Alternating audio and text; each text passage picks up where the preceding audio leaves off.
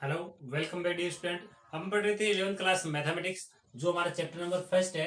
उसमें last previous video तक हमने एग्जाम्पल वगैरह सारे देख लिए थे। आज हम इसमें देखने वाले हैं वास्तविक संख्याओं के समुच्चयों के उप समुच्चय। इसके बाद में हम देखेंगे पावर सेट यानी घात समुच्चय। उसके बाद में यूनिवर्सल सेट यानी सार्वत्रिक समुच्चय। इस सब के बारे में आज अपने इस वीडियो में देखने वाले हैं। तो स्टार्ट करते हैं। तो देखिए, सबसे पहला जो काम करना है वो है वास्तविक संख्याओं के समुच्चय के उप समुच्चय। इससे पहले हमें थोड़ा सा देखना होगा कि वास्तविक संख्याएं होती क्या है। हमारे पास में जो रियल नंबर होते हैं, तो रियल नंबर की बात हो रही है। रियल नंबर को मैं दो भागों में बांट सकता हूं। एक तो ऐसी संख्याएं जिनमें दशमलव होता है, और एक ऐसी संख्याएं जिनमें दशमलव नहीं होता है। दो प्रकार हो जाएगा, एक तो दशमलव होता है और एक दशमलव नहीं होता है। ये तो है दशमलव रहित संख्याएं, विदाउट डेसिमल। कौन सी संख्या है? Without decimal. ये हमारे पास में संख्याएं जो है वो टोटल की टोटल जो संख्या है वह कौन सी संख्या है? ये हमारे पास दशमलव वाली संख्या है। दशमलव वाली संख्या है, डेसिमल नंबर। ये कौन सी संख्या है? डेसिमल नंबर, दशमलव संख्या। अब देखिए, संख्याओं के बारे में सब परिचित है, परंतु इनके बारे में क्यों लिख रहे हैं वो भी देखिए। रियल नंबर जो है उस रियल नंबर को हम डिनोट करते हैं कैपिटल आर से। रियल नंबर को हम किससे डिनोट करते हैं? कैपिटल आर से। अब एक चीज और, कोई भी संख्या हो, हमने क्या बोला था? समुच्चय को या तो रोस्टर रूप में लिखा जाएगा या फिर सेट वेल्डरफोन समुच्चय निर्माण रूप में लिखा जाएगा। एक चीज का ध्यान रख ले, वास्तविक संख्याओं को कभी भी कौन से रूप में नहीं लिखा जा सकता?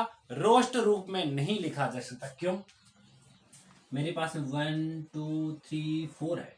वास्तविक संख्याओं में टोटल काउंट हो गए, परिमेय अपरिमेय, हमारे पास दशमलव वाले से सभी आ गई। मैं इतने संख्याओं में से केवल ये इतना सा नंबर लेता हूं। क्या कोई बता सकता है 2 और 3 के बीच में टोटल कितने नंबर है?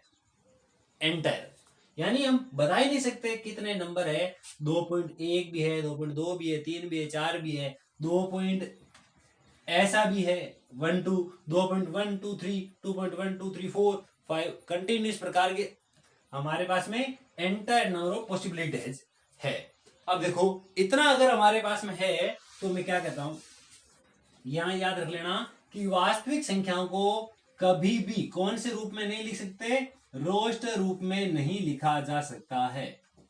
इनका जो रोस्ट रूप है वह नहीं लिखा जा सकता है। सेट बिल्डर फॉर्म में लिखा जा सकता है, परंतु रोस्ट रूप जो इसका नहीं लिखा जा सकता है। अब मैं बात करता हूं दशमलव संख्याओं में। ऐसी संख्या जिनमें दशमलव होता ही नहीं है, विदाउट डेसिमल वाले नंबर जो है उनकी बात कर रहे हैं।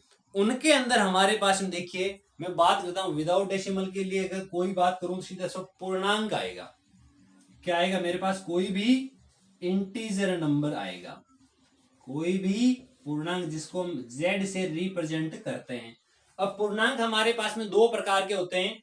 एक जैसे यहां से शुरू होता है 0 1 2 3 4 5 6, इस प्रकार यहां भी हमारे पास -1 -2 -3 अप टू इन्फिनिटी।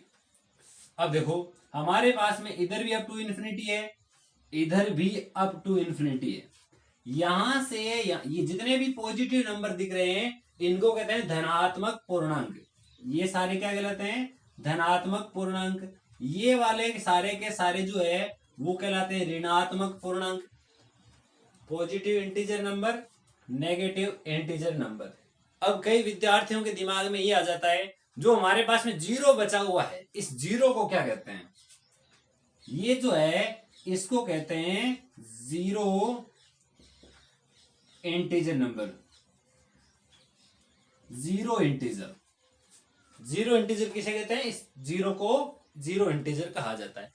अब एक बात बताइए, जितने भी पॉजिटिव इंटीजर नंबर है ये वाले, इनको हम एक आसान सा नाम देते हैं और जिसको हम कहते हैं नेचुरल नंबर।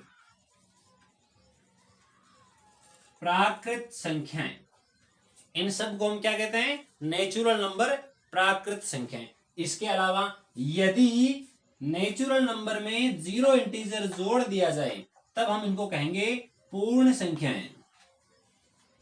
इनको हम क्या कहेंगे? पूर्ण संख्याएं। हमारे पास में होल नंबर हो जाएंगे। देखिए, पॉजिटिव इंटीजर को तो हम कहते थे natural number, positive plus 0 integer दोनों को जोड़ा तो होल नंबर हो गए। ये हमारे पास नेगेटिव इंटीजर है। अब मैं थोड़ी सी बात अगर इधर भी कर लेता हूं, दशमलव संख्याएं जो है वो हमारे पास में 3 प्रकार की होती है। कितने प्रकार की होती है? 3 प्रकार की। ऐसी संख्याएं जो हमारे पास यहीं पर खत्म हो जाए, किसी में भाग लगाया 1.2 आया, खत्म हो गया, 2.3 आया, भाग वहीं खत्म हो गया। या फिर ऐसा हो सकता है हमारे पास में भाग लगाया 1.2 3 4 2 1 3 4 6 9, ये कंटिन्यू चलता जा रहा है, कब खत्म होगा पता ही नहीं है। या फिर ऐसा हो सकता है कि 1.2 आया, 3 आया, 2 आया, 3 आया, यही चीज बार बार रिपीट हो रही है। 3 ऑप्शन है हमारे पास, या तो 1 2 3। अब तीनों को कहते क्या है हमारे पास में? ये तो होता है हमारे पास टर्मिनेटिंग, क्या कहते हैं? Terminating number. इनको कहते हैं non terminating, non terminating repeating, non terminating repeating. ऐसी संख्याएं जो हमारे पास में, देखिए इनकी क्या कहीं पर भी पुनरावृत्ति हो रही है क्या? इनकी आवृत्ति कैसी है? जैसे हम पढ़ते थे 10th क्लास में अशांत आवृत्ति, अशांत पुनरावृत्ति, उनके बारे में हमें अध्ययन किया था चैप्टर 2 के अंदर। अब ये बच गया हमारे पास तीसरे वाला, ये था टर्मिनेटिंग।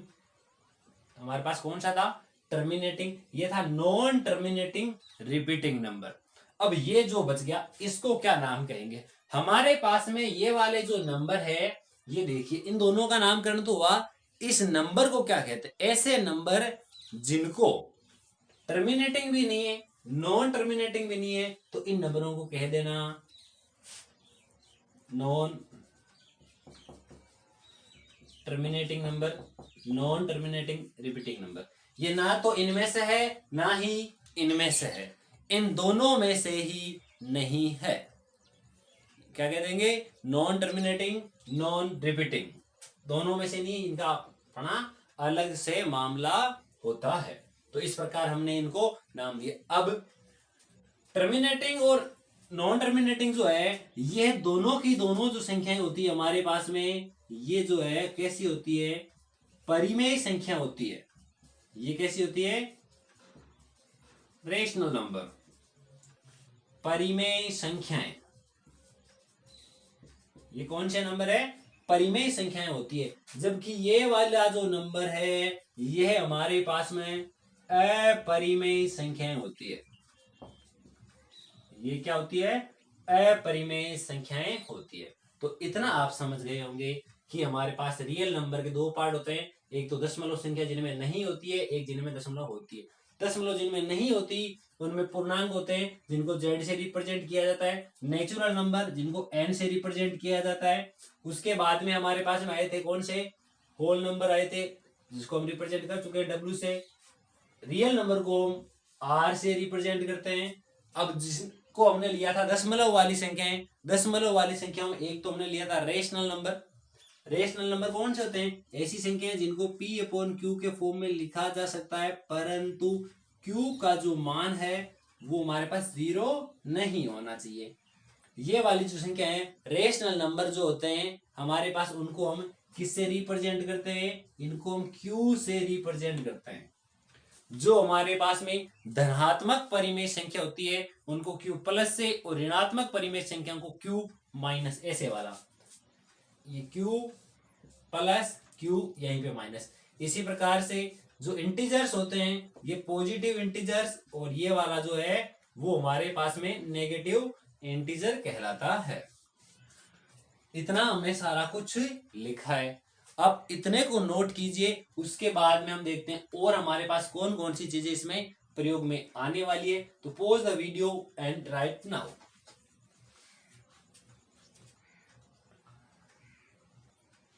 अभी हमने क्या देखा, जितनी भी हमारे पास में संख्याएं लिखी हुई थी उन संख्याओं में एक जो अपरिमेय संख्या है, कौन सी संख्या, अपरिमेय संख्या, जिसको हम टी से रिप्रेजेंट करते हैं, उनके अलावा जितनी भी संख्याएं थी उनको परिमेय फॉर्म में लिखा जा सकता है।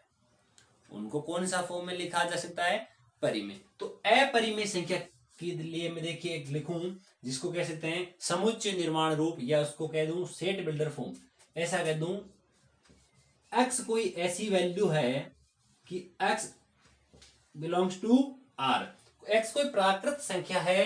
अब हमें पता होना चाहिए कि अपरिमेय संख्या क्या होती है, तथा x जो है वो क्या नहीं होना चाहिए, q नहीं होना चाहिए। q क्या होता है, q होता है हमारे पास रेशनल नंबर, कोई भी परिमेय संख्या, ऐसी संख्या जो परिमेय संख्या नहीं है वो ऑटोमेटिकली क्या है, अपरिमेय संख्या।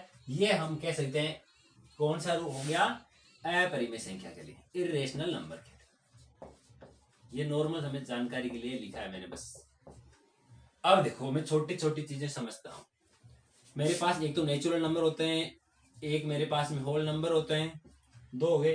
एक मेरे पास में कौन से होते हैं, रियल, ये हमारे पास में कौन से परिमेय संख्याएं होती है, रेशनल नंबर होते हैं। एक हमारे पास वास्तविक संख्या होती है, एक हमारे पास इंटीजर्स नंबर होते हैं, एक हमारे पास में रेशनल के अलावा इरेशनल नंबर भी होते हैं। इतने हमारे पास, इनमें क्या रिलेशन है, हमने क्या देखा था, सबसेट्स, उप समुच्चय, कौन कौन सा किसका उप समुच्चय होता है वो बात करता हूं। मैं कह सकता हूं कि मेरे पास जो नेचुरल नंबर है वो सबसेट होता है किसका, whole number. Natural number, natural number जो है होल नंबर यानी प्राकृत संख्याएं पूर्ण संख्याओं का उप समुच्चय।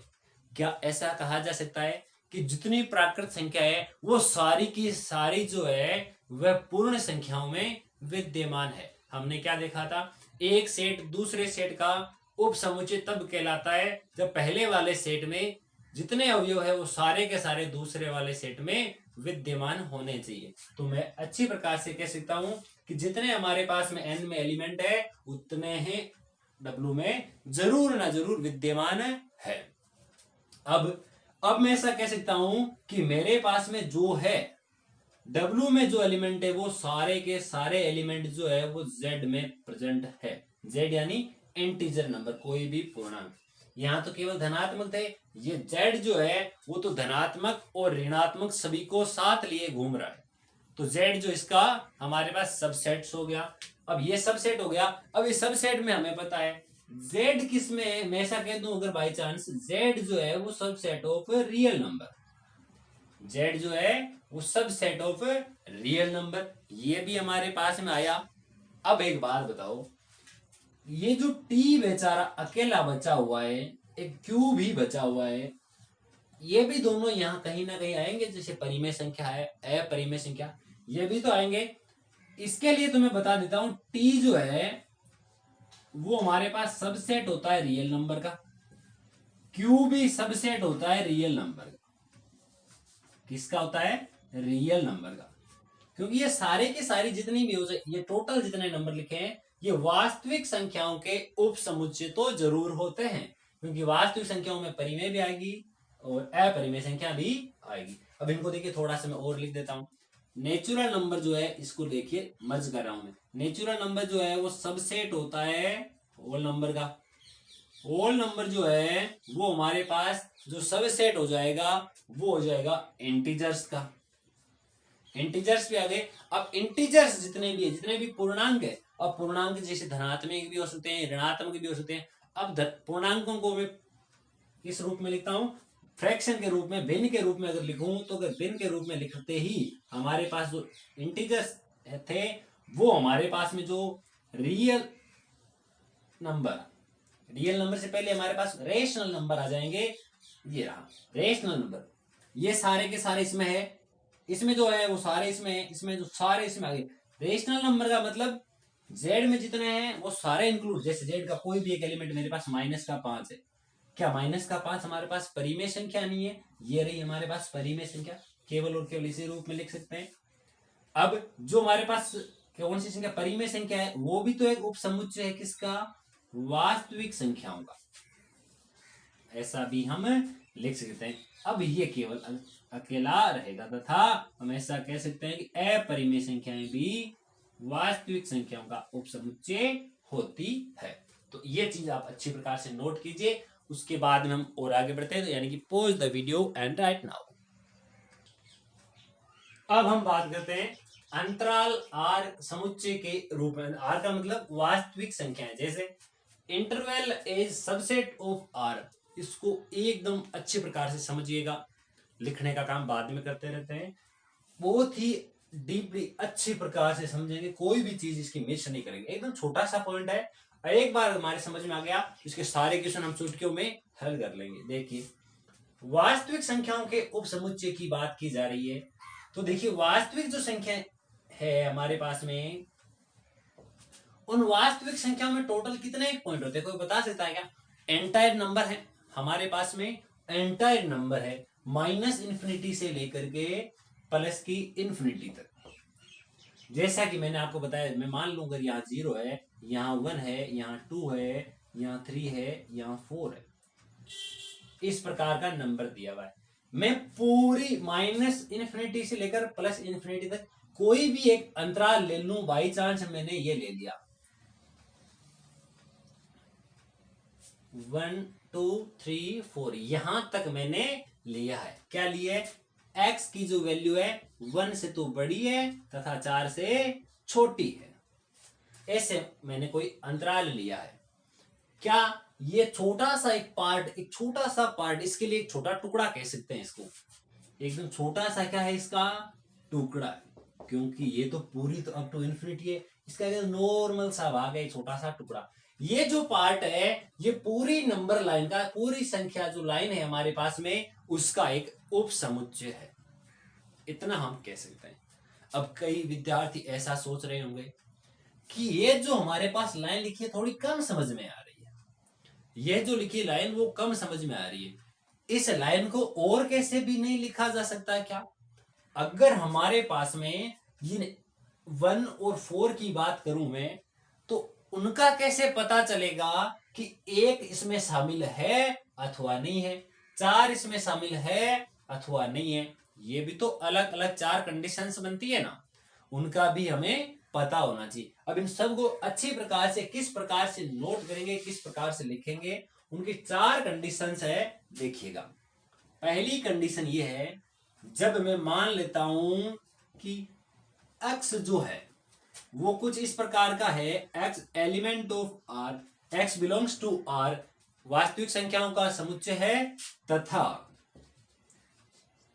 x की वैल्यू 1 से बड़ी तथा 4 से छोटी होनी चाहिए, कोई भी बराबर कुछ नहीं है।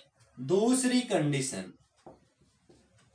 कंडीशन में मान लेता हूं, माना x तो हमारे पास belongs to real number and 1 less than और equal x less than 4।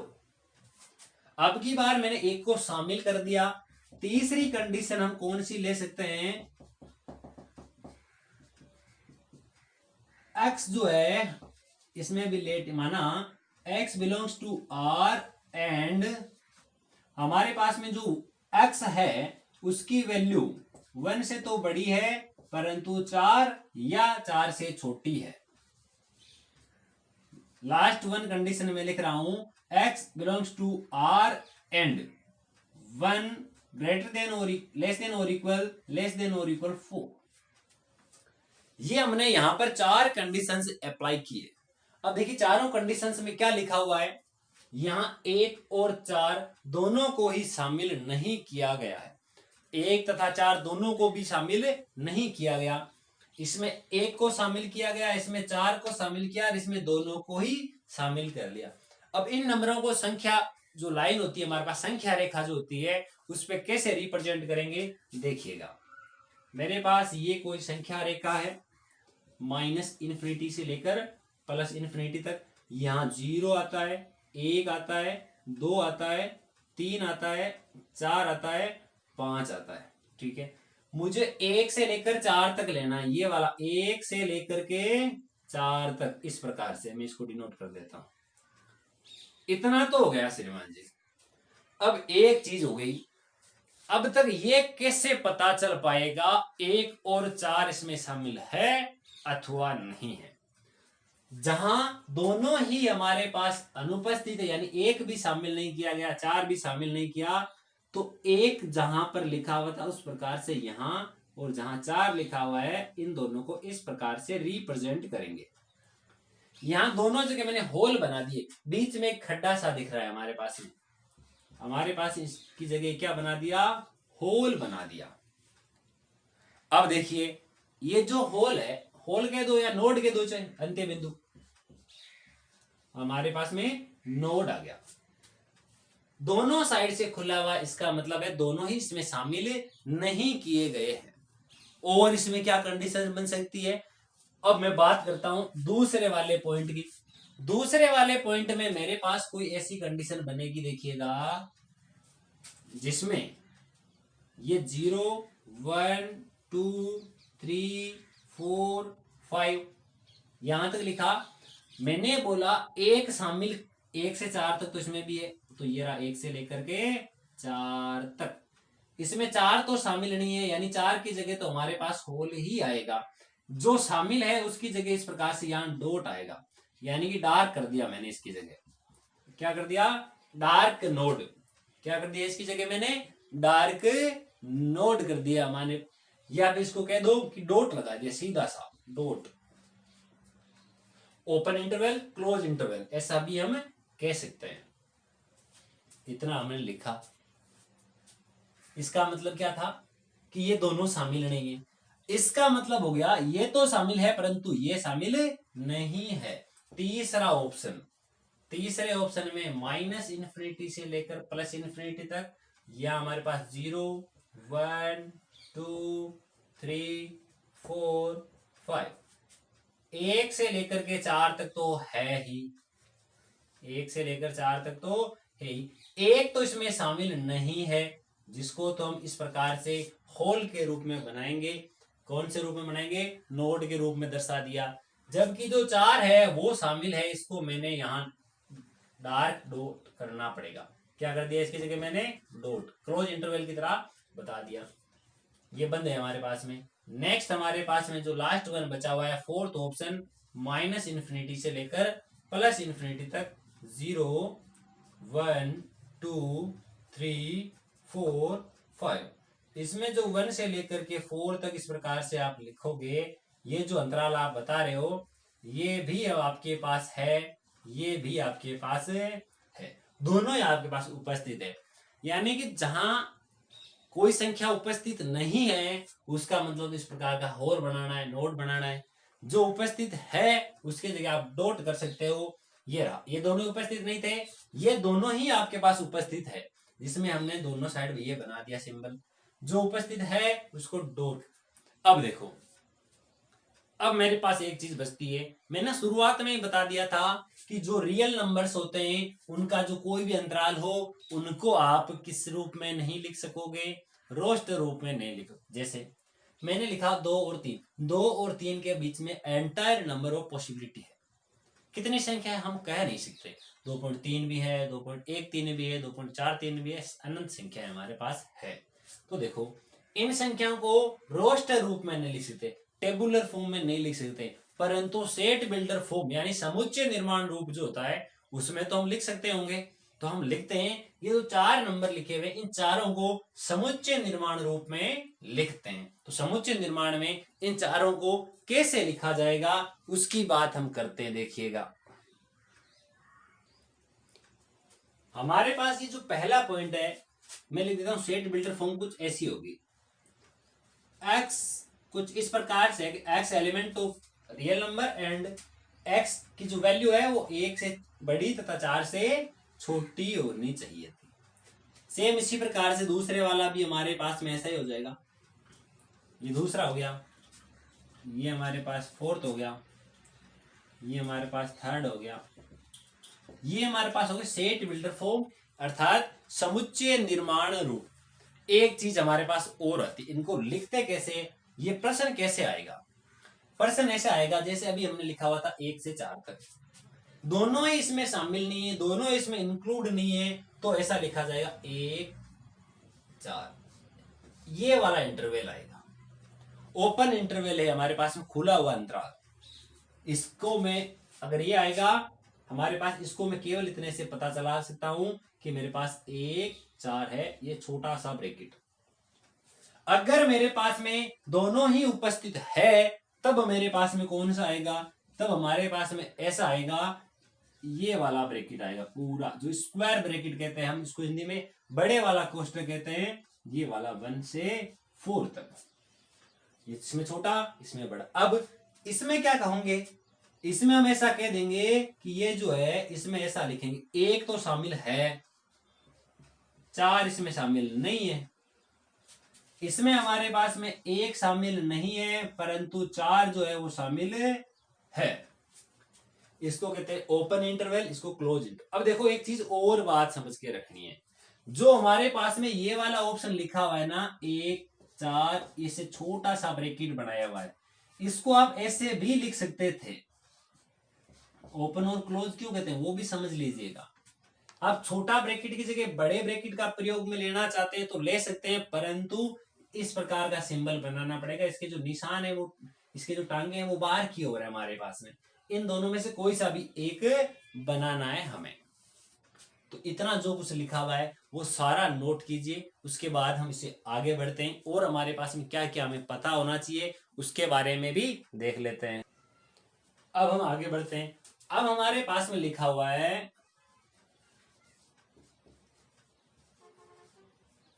Length, लंबाई के बारे में बात करते हैं हम। किसके बारे में बात करते हैं, लंबाई। और लंबाई भी किसकी, इंटरवल की,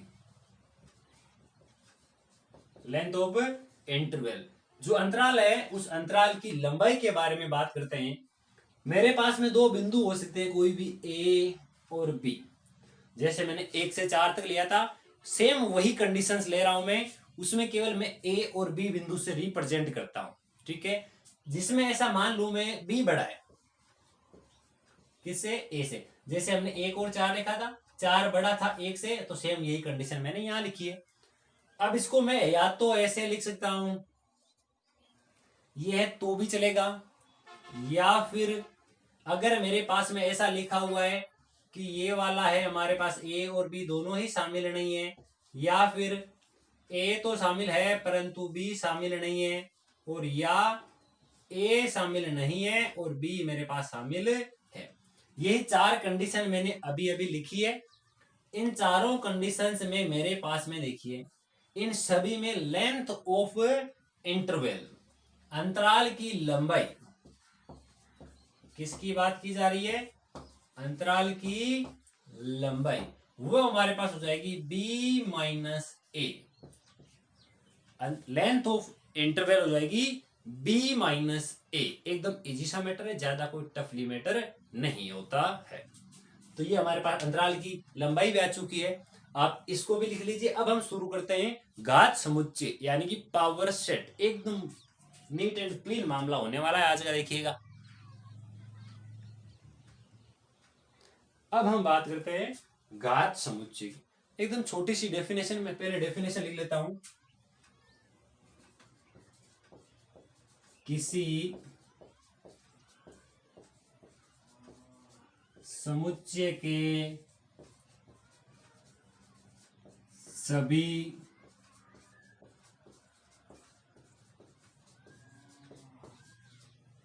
उपसमुच्चयों का समुच्चय घात समुच्चय कहलाता है। घात समुच्चय यानी पावर सेट कहलाता है।